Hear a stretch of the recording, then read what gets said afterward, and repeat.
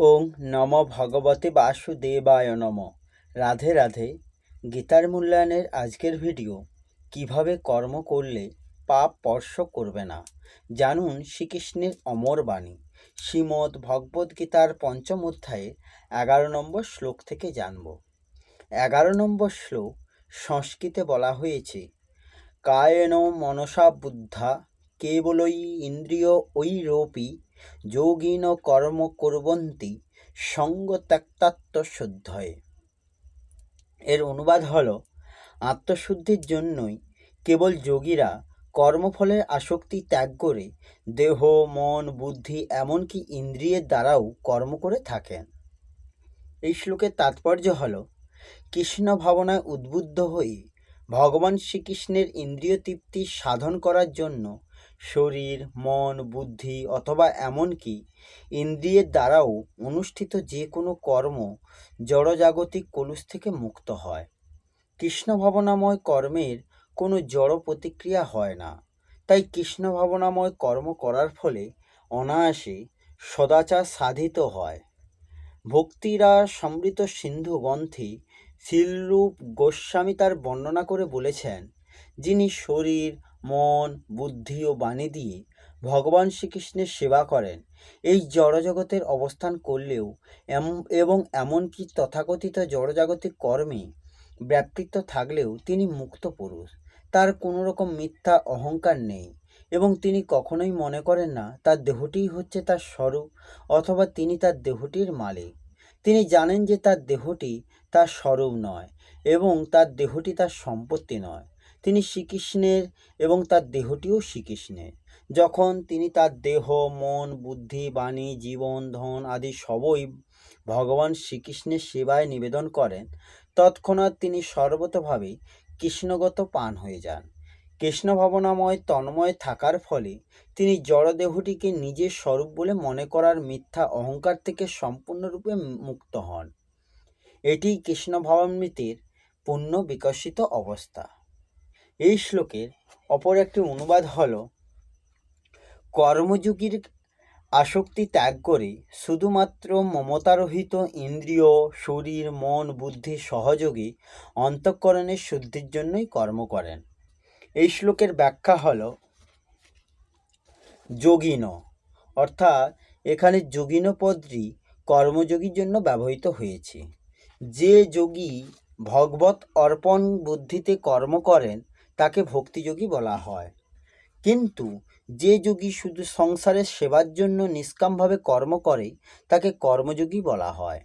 কর্মযোগী তার শরীর, মন প্রভৃতি দ্বারা কর্ম করলেও সেগুলিকে নিজের বলে মনে করেন না, বরং এগুলি সংসারের বলেই মনে করেন, কেননা শরীর ইত্যাদি জগৎ সংসারের সঙ্গে ঐক্য থাকে।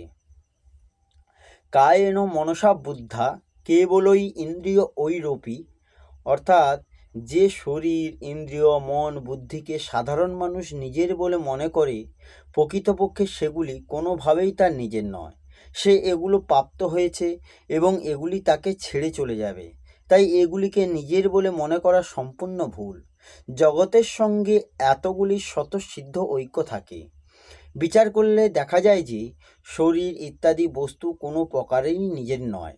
মালিকানার বিচার দেখলে এগুলি ভগবানের, কারণের দৃষ্টিতে দেখলে এরা প্রকৃতির, আর কাজের দৃষ্টিতে দেখলে এরা জগতের।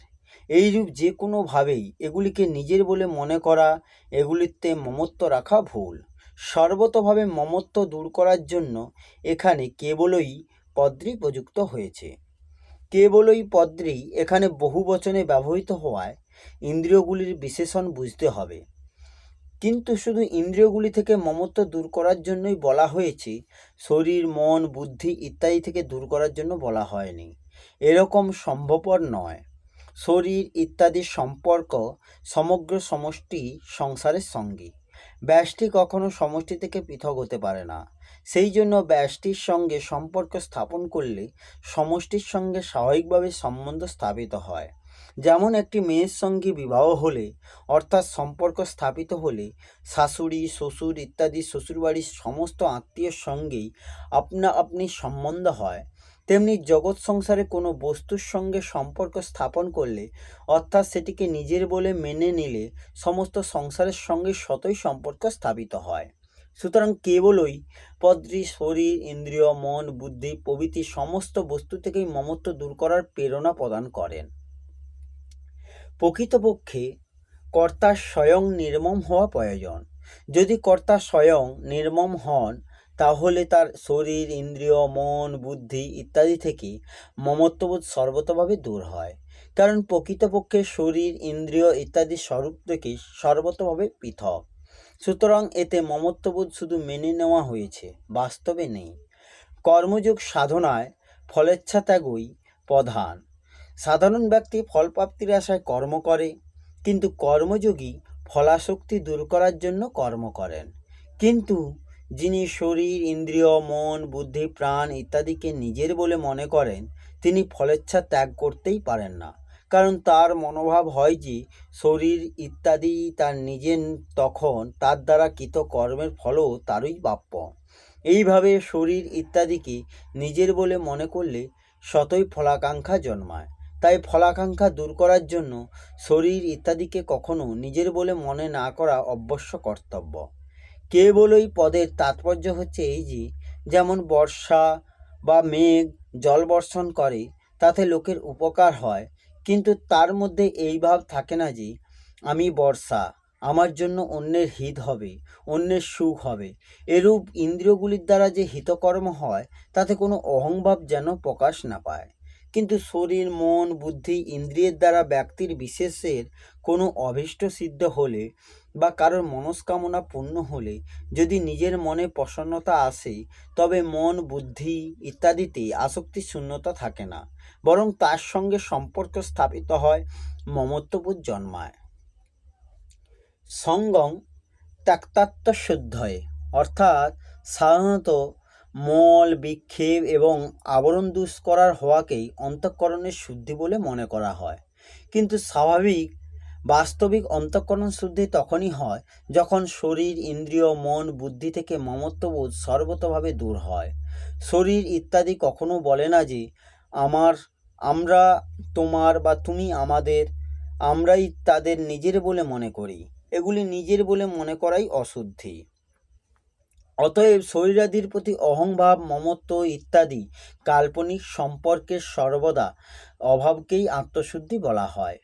এই শ্লোকে ব্যবহৃত কেবলই পদটির দ্বারা শরীর, ইন্দ্রিয়, মন, বুদ্ধি ইত্যাদি নিজের বলে মনে না করার কথা বলা হয়েছে, অর্থাৎ কেবলই। পদটিতে নিজের মমত্ববোধ দূরীভূত করার উদ্দেশ্যে কথা বলা হয়েছে, এবং এখানে আত্মাত্ম শুদ্ধই পদে মমত্বকে সর্বতভাবে দূর করার জন্য বলা হয়েছে। তাৎপর্য এই যে, অন্তঃকরণ শুদ্ধির জন্য শরীর, ইন্দ্রিয়, মন, বুদ্ধিকে নিজের বলে না ভাবলেও একটি সূক্ষ্ম মমত্ববোধ ভাব এদের মধ্যেই থেকে যায়। সেই সূক্ষ্ম মমত্বভাব সর্বতভাবে দূরীভূত করাই আত্মশুদ্ধি, অর্থাৎ অন্তঃকরণ শুদ্ধি। অহংবোধে মমত্ববোধ থাকে, মমত্ববোধ সর্বতভাবে দূর হলে, যখন অহংবোধে মমত্ববোধ থাকে না, তখনই সম্পূর্ণরূপে শুদ্ধি হয়। কর্ম কুর্বন্তি, অর্থাৎ শরীর, ইন্দ্রিয়, মন, বুদ্ধিতে যে সূক্ষ্ম মমত্ব ভাব থেকে যায়, তাকে সর্বতরূপে দূর করার জন্যই কর্মযোগী কর্ম করেন। মানুষ যতক্ষণ কর্মের দ্বারা নিজের কোনো প্রকার সুখ আকাঙ্ক্ষা করে, অর্থাৎ ফলের কামনা করে, এবং শরীর, ইন্দ্রিয়, মন ইত্যাদি কর্মেন্দ্রিয়গুলিকে নিজের বলে মনে করে, ততক্ষণ সে কর্মবন্ধন থেকে মুক্ত হতে পারে না। সেই জন্য কর্মযোগী ফলেচ্ছা ত্যাগ করে এবং কর্ম সামগ্রীগুলিকে নিজের বলে মনে না করে অপরের হিতার্থে কর্ম করে। কেননা যোগারূঢ় হতে ইচ্ছুক মননশীল যোগীর জন্য কর্ম করাকেই হেতু বলা হয়। এইভাবে অন্যের হিতের উদ্দেশ্যে তিনি যেমন যেমন কর্ম করেন, তেমনিভাবে তার মমতা, আসক্তি ক্রমশ দূর হতে থাকে এবং অন্তঃকরণের শুদ্ধিলাভ হতে থাকে। এই শ্লোকের পরিশিষ্টভাবে বলা হয়েছে, শুদ্ধ করলে অন্তঃকরণ শুদ্ধ হয় না, কারণ শুদ্ধ করলে অন্তঃকরণের সঙ্গে সম্পর্ক বজায় থাকে। যতক্ষণ পর্যন্ত আমার অন্তঃকরণ শুদ্ধ হোক এই ভাব বজায় থাকে, ততক্ষণ অন্তঃকরণের শুদ্ধি হতে পারে না, কারণ মমতাই হলো যথার্থ অশুদ্ধি। তাই রামায়ণে বলা আছে, মমতা মল জড়ি যায়, অর্থাৎ ভগবান এখানে কেবলই পদ দ্বারা অন্তঃকরণের সঙ্গে মমত্ববোধ না রাখার কথা বলেছেন। শরীর, ইন্দ্রিয়, মন ও বুদ্ধিতে মমত্ববোধ সর্বতভাবে দূর হওয়াই হল অন্তঃকরণের শুদ্ধি। তাই অন্তঃকরণে মমত্ববোধ সর্বতভাবে দূর করার জন্য কর্মযোগী অনাসক্তভাবে কর্ম করে থাকেন। তিনি নিজের জন্য কোনো কর্ম করেন না, কারণ মমত্ববোধ থাকলে কর্ম করা হয়, কর্মযোগ হয় না। নিজের জন্য কোনো কর্ম না করলে কর্মযোগীর গতি স্বরূপ অভিমুখী হয়। এই হল শ্রীমদ্ ভগবদ্গীতার পঞ্চম অধ্যায়ে কর্মসন্ন্যাস যোগের 11 নম্বর শ্লোকের অনুবাদ সহ ব্যাখ্যা। আসবো পরের ভিডিওতে। রাধে রাধে। জয় শ্রীকৃষ্ণ। জয় গীতা।